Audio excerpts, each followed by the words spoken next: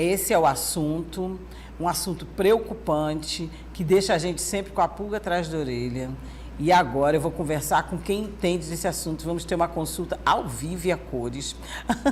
Eu vou conversar com a doutora Amanda Lira, nutricionista. Bom dia, é um prazer tê-la aqui. Bom dia, obrigada pelo convite. Novamente estar aqui, né, falando de sobre... carteirinha aqui do Bom Dia, né? Sim, e eu amo falar sobre diabetes, gente. É minha paixão, e principalmente sobre contagem de carboidrato. E eu amo falar com nutricionista, porque eu estou sempre controlando o peso, tenho preocupação com a diabetes, lógico, como todos nós, né? A gente está rindo, mas é um assunto muito sério e que a gente tem que tomar todo cuidado. Então, vou logo direto ao ponto. Quais são os primeiros sinais que a gente deve prestar atenção? Infelizmente, a gente está vendo muito caso hoje em dia. Então, quais são os primeiros sinais? Esses números são assustadores, né? E crianças também. Para que a gente possa tomar cuidado. Porque a gente só pensa no peso, né? Sim. Ah, eu tenho que emagrecer, eu não posso engordar, não posso consumir açúcar. Mas existem outros senões, doutora. A senhora pode dizer pra gente? Sim. Você, né? Jovem, você. Bom dia, gente. Para prestar muita atenção na questão não só de sobrepeso e obesidade. Também leva fatos hereditários, se você já tem familiares já com diabetes, também já é um dos fatores. O seu estilo de vida não saudável, se você não faz atividade física, se você é uma pessoa altamente sedentária, se você não tem um sono regular, também são todos esses fatores, todos esses são motivos para desencadear o diabetes tipo 2. Já no diabetes tipo 1, que acomete mais em crianças e adolescentes, né, é um caso já é uma doença autoimune. O corpo ataca as células e aí desenvolve, né, tem os anticorpos presentes. Mas no diabetes tipo 2 é mais a questão do estilo de vida mesmo, né? Aí eu queria fazer um parêntese, porque, vamos lá. O que é o diabetes tipo 1 e o diabetes tipo 2, para que a gente possa reiterar aí para quem sabe e esclarecer para quem não sabe. Pronto. O diabetes tipo 1 é uma doença autoimune que acomete mais crianças e adolescentes. Também pode acometer em adultos. Ele desenvolve o corpo por algum fator externo, ambiental, tipo um estresse, ou uma perda de um familiar, que a pessoa fica triste. São vários fatores. Ele desencadeia, ele gera autoanticorpos no seu sistema, que ele ataca o pâncreas e aí acaba a produção de insulina. Então, você fica dependente da insulina, acomete mais em crianças e adolescentes.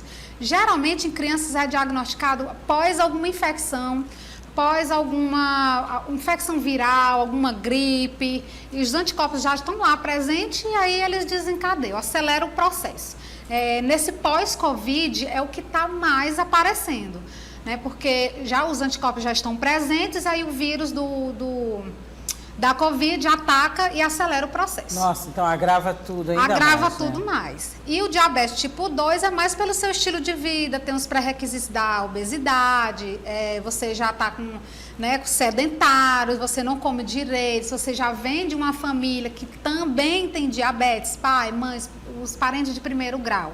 Então, se você já colabora, você já tem essa predisposição familiar, genética, hereditária, e você ainda colabora com isso, você desencadeia também.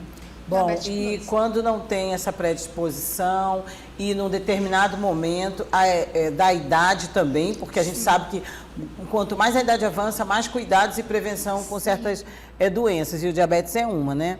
Então, quando ela já aparece com a pessoa mais velha, a propensão de curar é menor, ou também tratando da forma que nós vamos falar daqui a pouquinho, também dá para levar uma vida com mais saúde ou com menos propensão a levar uma gravidade? Uma coisa que as pessoas ainda têm essa questão desse mito, o diabetes tem cura. Gente, o diabetes não tem cura. Sim. O diabetes tipo 1 não tem cura, isso é fato. Mas o diabetes tipo 2, ele tem controle. Você não consegue se curar do diabetes tipo 2. Você tem uma remissão da doença, que é a questão de você cuidar da sua alimentação, cuidar da sua atividade física. E mais qualidade de vida, né, doutora? E mais qualidade de vida, sem precisar de medicação, sem precisar de aplicação de insulina, né? Que tem alguns tipos 2 que eles agravam mais um pouco e precisam da insulina. Então, existe a remissão da doença, mas você não vai deixar de ter diabetes. Quando é que tem que usar a insulina, doutora?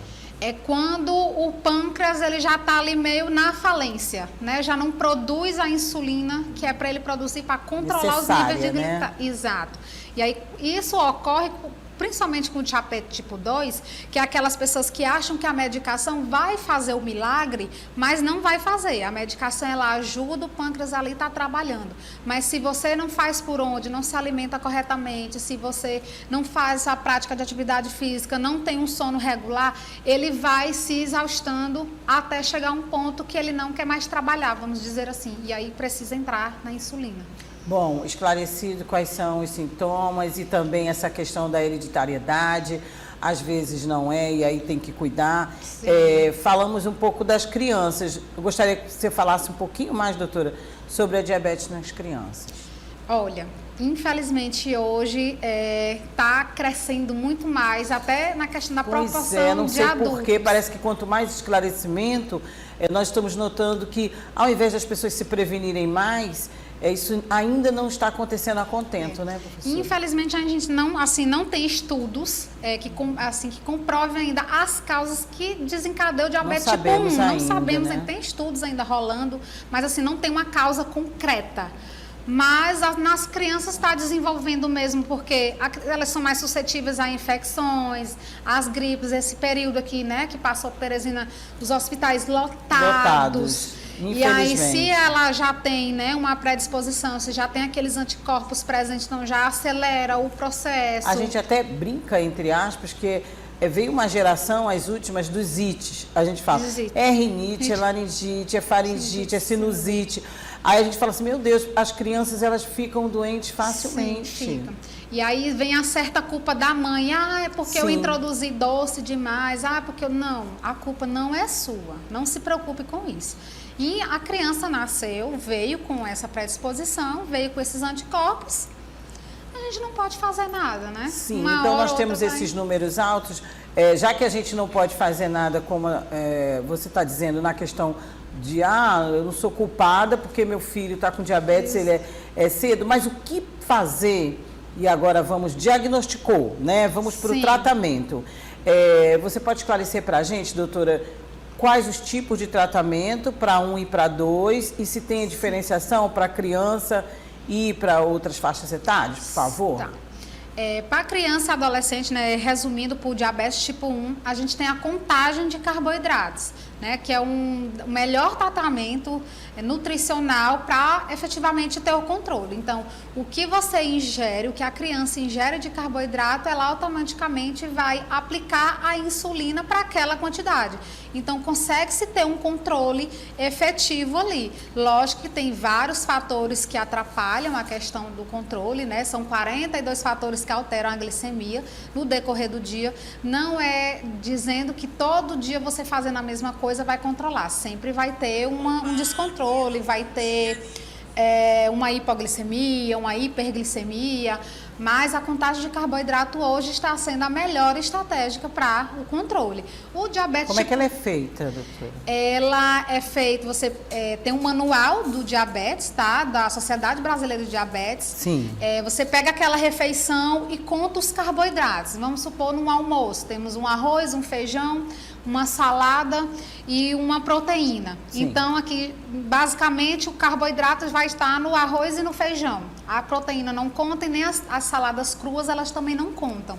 Então, você vai ver naquela porção que colocou 2 colheres, 3 colheres de arroz ou 2 colheres de feijão, quanto de carboidrato tem. Vai fazer os cálculos necessários de acordo com a insulina que o médico endocrinologista receitou, porque são várias insulinas rápidas que temos no mercado, que é para fazer essa questão do bolus alimentação, né, que é a insulina que a gente aplica antes da refeição. E aí aplica de acordo com a quantidade que está se comendo. Também tem que ter bastante cuidado nessas medidas, nesse controle, né? Sim, porque é nessa contagem que a gente consegue ver se aquele carboidrato daquela refeição está adequado, se a dose da insulina que o médico prescreveu está adequado. Então a gente vai fazendo esses ajustes. Por diabetes tipo 2 também é legal fazer a contagem de carboidrato, só que o deles é um pouco mais diferenciado, porque não vai ter questão da insulina para aplicar. Entendi. Tem a medicação. Mas pode fazer o controle, contando, sabendo quanto de carboidrato tem naquela refeição e fazendo a substituição. Vamos, por exemplo, uma maçã média tem 15 gramas de carboidrato.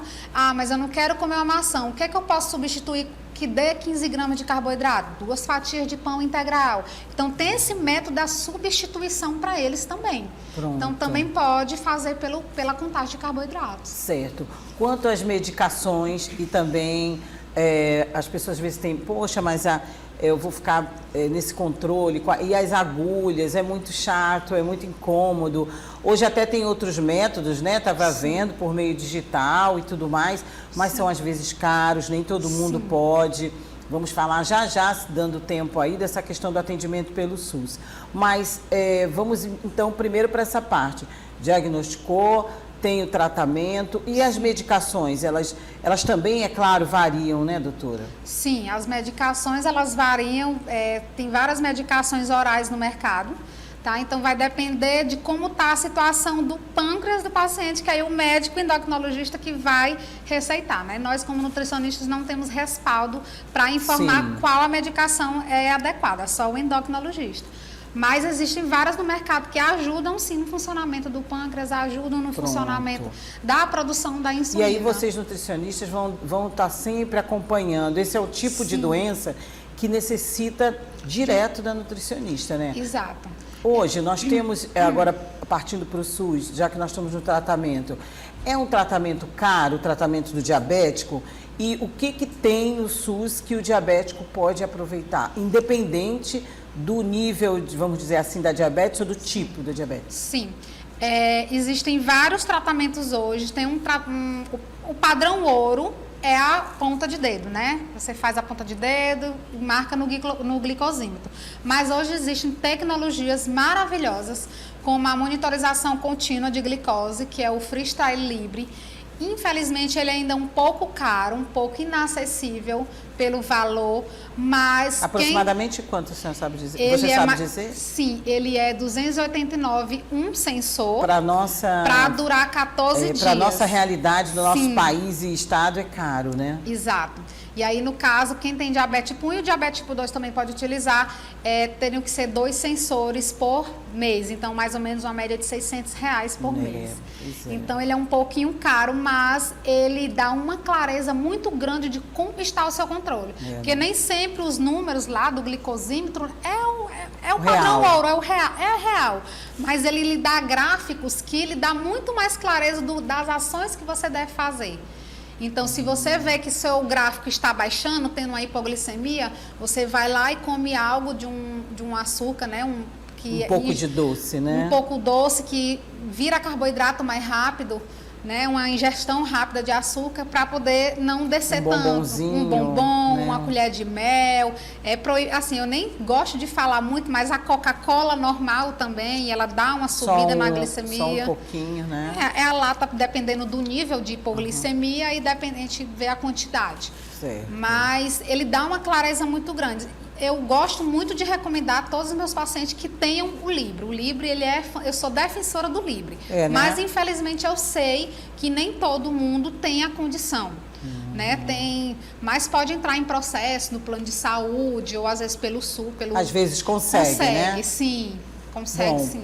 E também outra coisa que eu gostaria de pontuar é dessa questão da alimentação.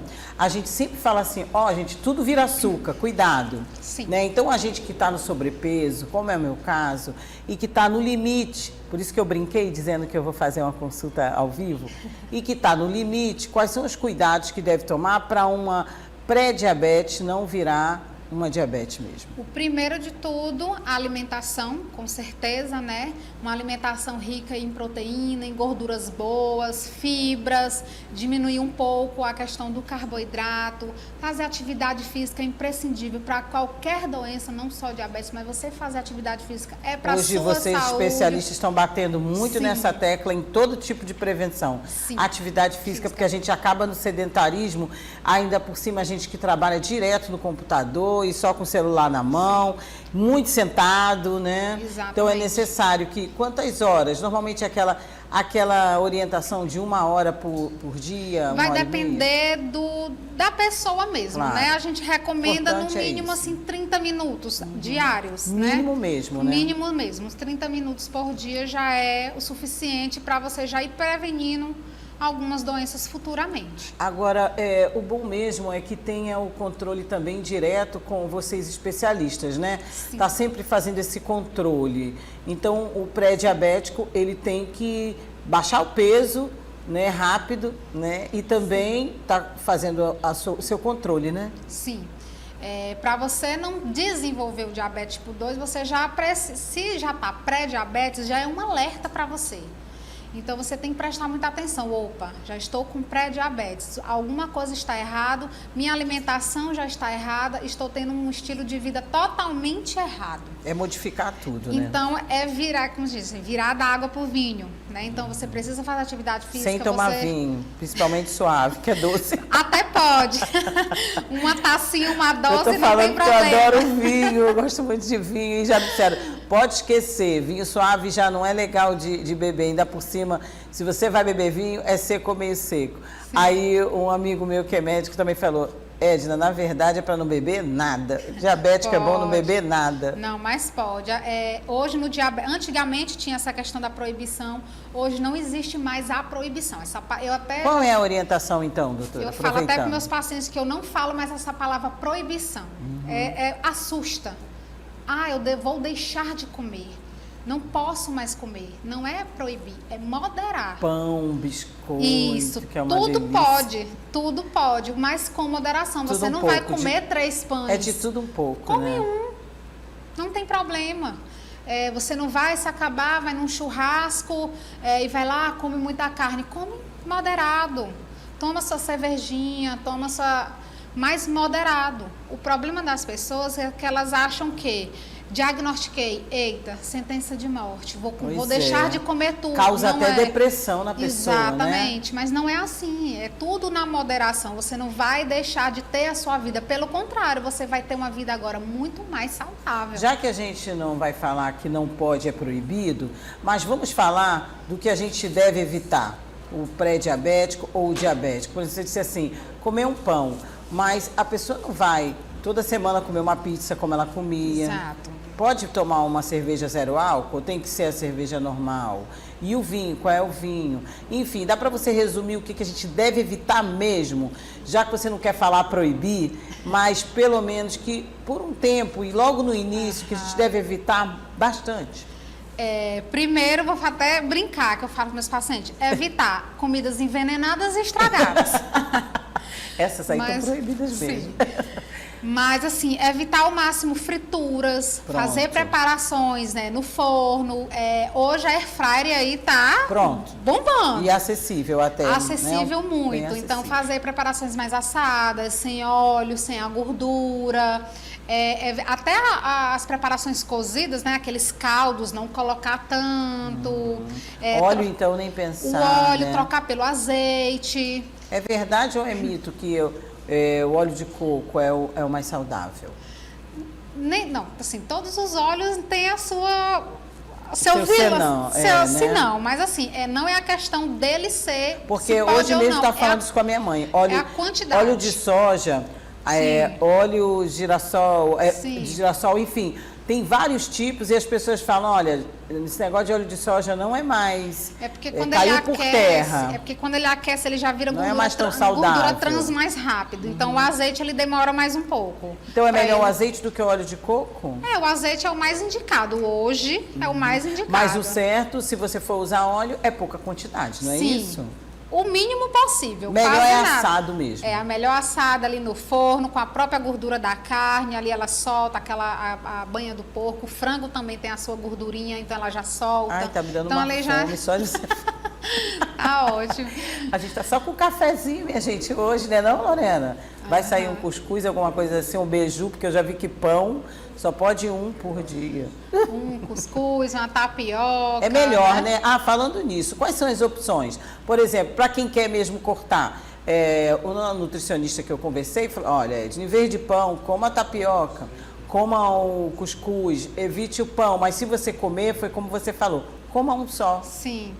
Tem, assim, a questão do carboidrato Substituir, é a substituição, diminuir, né? é você diminuir, não é questão de, um é melhor do que o outro, o pão é melhor que a tapioca, o cuscuz é melhor do que o pão. Não, todos são da mesma classificação, são carboidratos, mas cada um vai, dependendo da sua energia, de quanto cálculo vai precisar, porque nós, como eu, especialista, a gente calcula quanto de carboidrato em cada refeição você é adequado para você, cada pessoa tem sua individualidade. Então, ali a gente consegue. É um pedacinho do pão, é metade do pão, é um cuscuz pequeno, é uma tapioca pequena. Então, a mesma coisa para as bebidas, tanto as alcoólicas como as não alcoólicas, ou é bom não beber bebida alcoólica? E como é a questão dos sucos? Pronto, vamos, e refrigerantes? Os sucos, a questão... A gente sabe que é um veneno, né? É por conta porque a pessoa bota muito açúcar, né? O açúcar então, refinado. O suco é melhor natural, né? Natural, um suco de laranja. Ninguém gosta do suco de limão com adoçante. É ruim. Eu adoro limão. Eu prefiro o limão puro do que botar adoçante. Aí a maioria põe o açúcar em vez do adoçante, que com adoçante fica ruim. Esses adoçantes. Então, assim, tem sucos que dá para você colocar adoçante, tipo um de goiaba, um de acerola, você consegue. Mas vai depender do paladar da pessoa.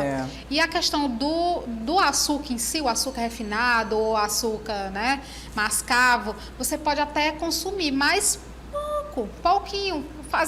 Bota uma colherinha de café num suco, acabou-se, pronto. Outra coisa que pode ser mito, diz que nenhum desses açúcares, demerara, açúcar mascavo, o bom mesmo para o diabético é não consumir nenhum açúcar. É ir mesmo, ou sem açúcar ou adoçante. É isso mesmo, doutora? É isso mesmo. Todos os açúcares, independentemente independentemente de qual açúcar você está ingerindo, ele vai ter altas... pronto. É açúcar pronto. Por isso que você disse que tem que mudar, a gente tem que virar a página, ter um outro modo de vida, sem proibições, mas tudo com... Eu acho que o segredo está aí, né? Dessa nossa conversa toda, dessa nossa entrevista, eu pego bem que o segredo todo está aí. Atividade física e a gente passar a mudar de vida sem ser radical, né? Exatamente. Porque a gente tem também que ter alguns prazeres, mas diminuir, né? Diminuir bastante. Sim. Pelo menos se quer baixar a taxa de açúcar. E se tiver condições, fazer o uso do tratamento. Não peguei o nome, esqueci o nome agora, deu branco. Do aparelho, que eu falei do Libre, do Freestyle Libre. Pronto, que faz esse controle, né, dos carboidratos, que você pode ir controlando. Sim. Bem, e no caso então, já falamos das crianças, no caso então da prevenção, quem não apresenta, tá bacana, tá com seu peso, que eu já vi isso, tá com seu peso bacana, está se exercitando, e aqui eu não estou dizendo, né, estimulando ninguém a não tomar cuidado, não. Aqui é uma exceção. A pessoa às vezes está se cuidando, não consome muito açúcar, faz exercício físico, se conscientizou de que tem mesmo que deixar de comer certas coisas, e de repente a gente tem a notícia de que a pessoa está com diabetes, que infartou, que teve um problema de saúde. Fala um pouquinho sobre isso para a gente, por favor, doutora, sobre essas exceções. Tá, não adianta você ter uma alimentação saudável, você praticar atividade física, se você não tem um sono ok e se sua vida é estressante. Hoje em dia, a nossa vida é estressante, a nossa vida é acelerada. Doutora, como fazer? Porque para botar o pé no freio, a gente... demora, viu? Demora um pouco. Então, o estresse, ele desencadeia também, ele dá uma desordem aqui no seu organismo, que aí atrapalha tudo. Então, não adianta você estar se alimentando, não adianta fazer atividade física se você tem uma vida estressada, se você tem uma vida corrida. Então, tudo é um equilíbrio. Tem que estar tudo equilibrado. Saúde mental, saúde física e a saúde do seu corpo também, em geral. Pronto, esse assunto, eu estava aqui com um monte de perguntas, mas já vi que eu não vou poder. Eu pergunto nos bastidores, ou então outro dia que eu sei que você vai vir aqui. Sim, ou no caso a Vanusa já deve estar de volta e lhe pergunta. Mas eu agradeço muito a sua participação. Que agradeço. E gostaria que você, doutora Amanda Lira, nutricionista, deixasse aqui os seus contatos, seu Instagram, porque eu tenho certeza que você que está em casa está aí ainda querendo perguntar mais, né? Sim. Fique à vontade e um bom dia. Obrigada pelo convite mais uma vez. Meu Instagram é @nutri.amandalira. Toda segunda-feira lá eu abro uma caixinha de perguntas para você deixar essas dúvidas. Então aproveitem toda segunda-feira. Agradeço muito aqui o convite. E qualquer coisa que você precisar, se você tiver uma dúvida sobre diabetes, pode mandar mensagem no meu direct, que eu respondo todo mundo, gente. Eu não deixo ninguém sem resposta. Adoro ajudar, adoro falar sobre diabetes. Então, é minha paixão. Contar de carboidratos também é minha paixão. Então, obrigada pelo convite e fico à disposição.